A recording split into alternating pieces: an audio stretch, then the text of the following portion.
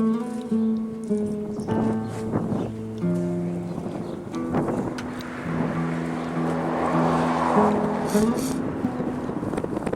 arrived into Shanta, which is kind of the big town before we get to the border, and I don't want to do it down, but it's a bit of a dump, to be honest. That house there is by far the nicest thing here. Yeah, it's cold, and I've nothing good to say about Shanta. I'll try, but nothing's coming. No, it's just cold and damp, and yeah, it's just a dump.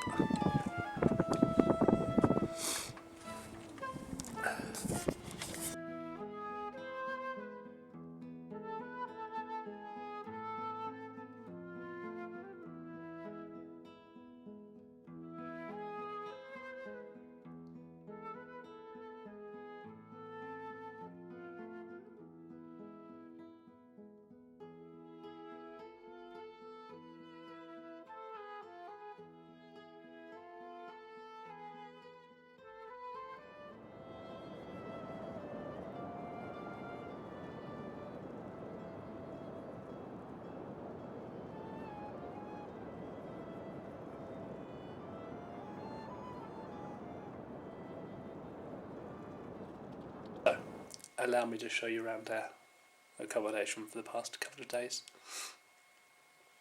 We have an interesting selection of posters on the wall, a waterfall, a 1970s conservatory, and a boy band. We have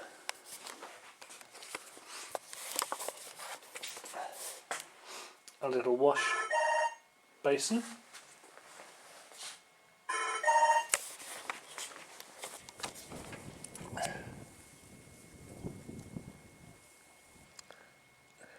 and that's the gear that the family sleep in, or live in.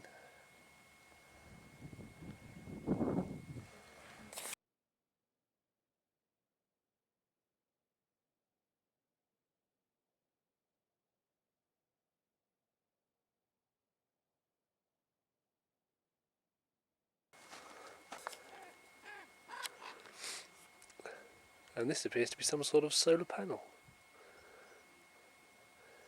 which I guess powers the generator, which powers the lights.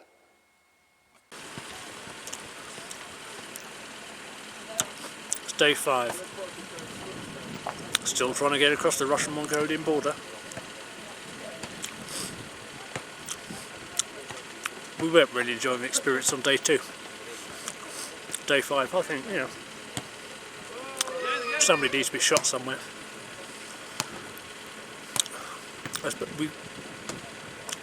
All they need is a fax or a scanned document with a customs minister's signature and a stamp. We've heard that either a signature's been obtained and sent, but there's no stamp, or the minister is MIA, or the stamp and the signature need to be done at the same time. But there's very little information. Same thing happens every year. The embassy's involved. They're going to have a meeting with the adventurers this afternoon, try and find out where it all goes wrong. Now, 11:25 on I don't know, Wednesday, Thursday. Days don't mean anything. I think the flight's in about 6 days, 7 days. I mean, it can't be. We can't stay here for another day. We can't wake up tomorrow on day 6 and still be in this compound. I mean, we like our little room with our little 6 beds in and chatting and playing top trumps, but we need to get on. The high altitude's making all our lips crack. We're trying to keep on with the fluids,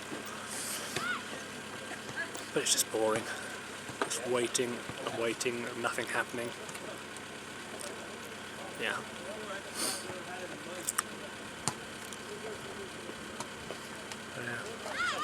Just bored.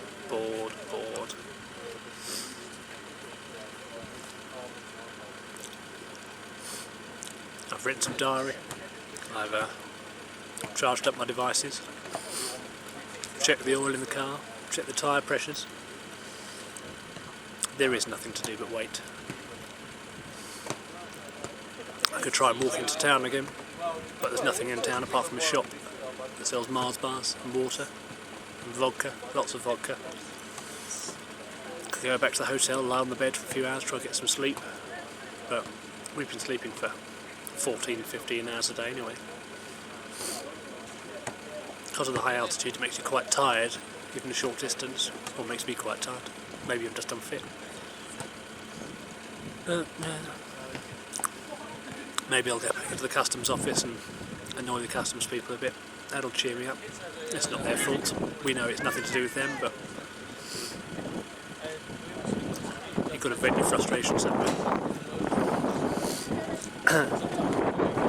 We really hoped that it was all in the bag and we'd leave this morning, but there's only half an hour of this morning left, so it doesn't look likely.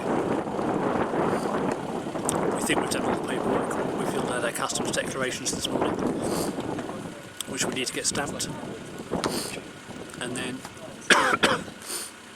as soon as this scanned letter or fax letter arrives, presumably we're gone, and then we've got the hard first couple of 100 kilometres, which are the real tough going.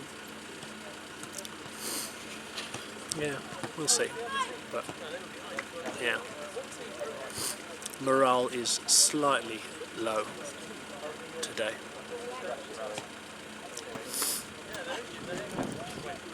The adventurers keep saying that this is all part of the adventure, but they're pretty much on their own in thinking that. Nobody here thinks that. It's just a breakdown in communication between them and the government and the customs people. The adventure is driving across Mongolia and visiting different countries. The adventure is not sitting in the car park for 6 days.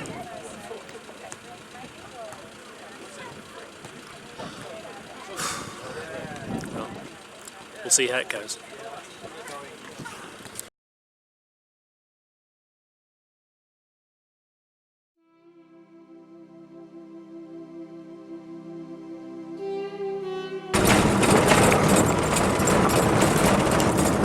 After 6 days of waiting, the car is finally in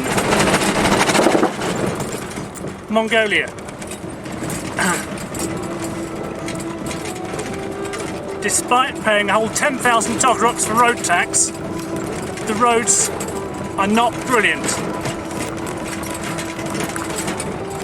It's this hard, corrugated surface, and if you drive more than about 10 miles an hour, it's just going to shake the car apart.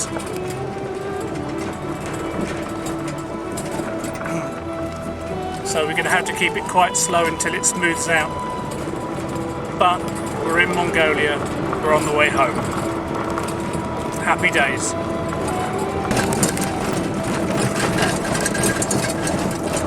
So you get to choose between two road surfaces. You've got deeply hardened, corrugated, which shake the car apart, or you can go onto the more gravelly bit, which is very slightly less bumpy, but equally less traction. I've favoured the gravel option, because I don't think skidding's a problem, and hopefully it's less chance of breaking the shocks on the car before we even get to the first town.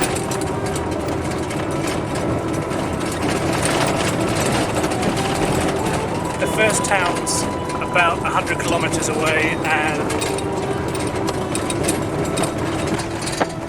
we'd heard tales of an exceptionally steep hill, and maybe this is it, because the car's really struggling to do even 10 miles an hour in first gear. So hopefully it's this one and we haven't got a steep one to come. The car's taking a bit of a beating, but it doesn't, I think it's alright. And this isn't supposed to be the hard stretch. The hard stretch is after we get to the town, Olgi. We've done about, I don't know, 33 miles since the border.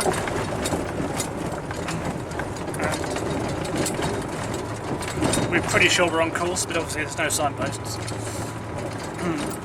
The town we're heading for is kind of south of Tushanta. South of the border, so we are heading south. So hopefully we'll hit it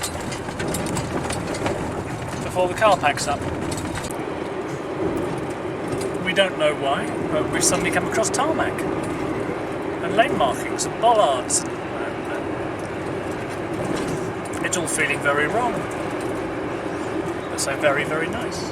And look at the view.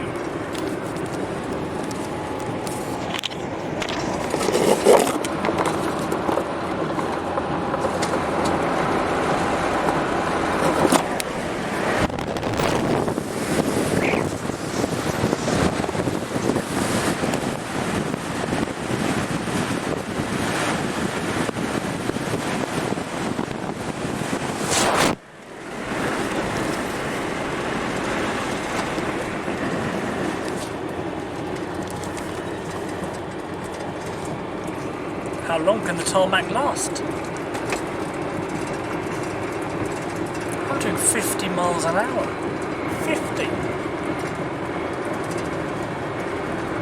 And all tarmac must lead somewhere. Maybe this is the road to Olgi.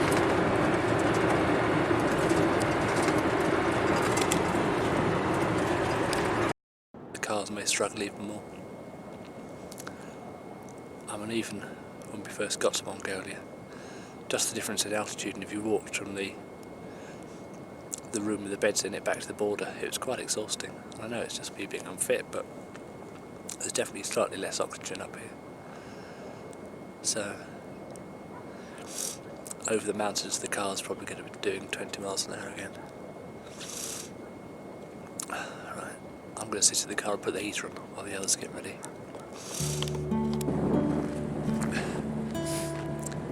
Unless we've made an error with the map, which is always a possibility.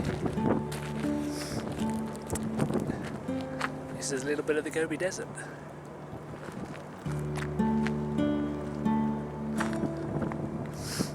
Amazing in its emptiness, but it wears thin pretty quick. Yeah, so that's it.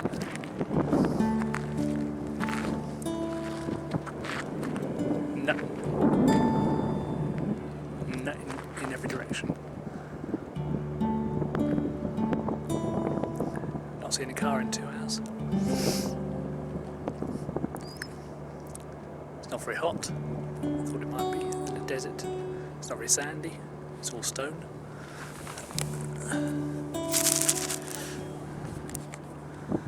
It's yeah. It's just like the world's most rubbish beach. Dusty, of course, everything's dusty, fed up with dust. I'll always have a little bit of Mongolia with me, right there. Just stop for a bite to eat. Wave to the others of that truck. They've come to join us for tea. And they've rinsed out the big tins. Lovely.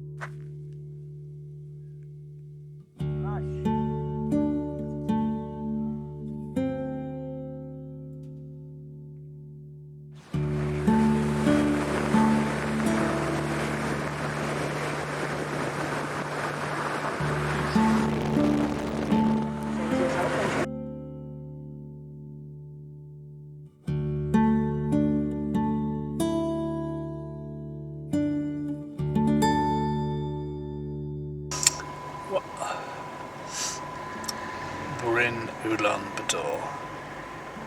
It's 3 AM. We're going to find a hotel, and then in the morning we'll go and go to the finish line then. I don't think we're in any great hurry to go to the finish line. We don't think there'll be anyone there at 3 in the morning. So due to the traffic jam, we're now just wandering through the back streets trying to find the hotel that we found earlier.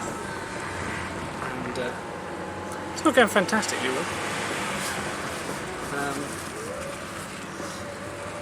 Due to our inexperience with the back streets of Ulaanbaatar. But it can only be a matter of time before we find it. Or just run out of petrol. It could go either way.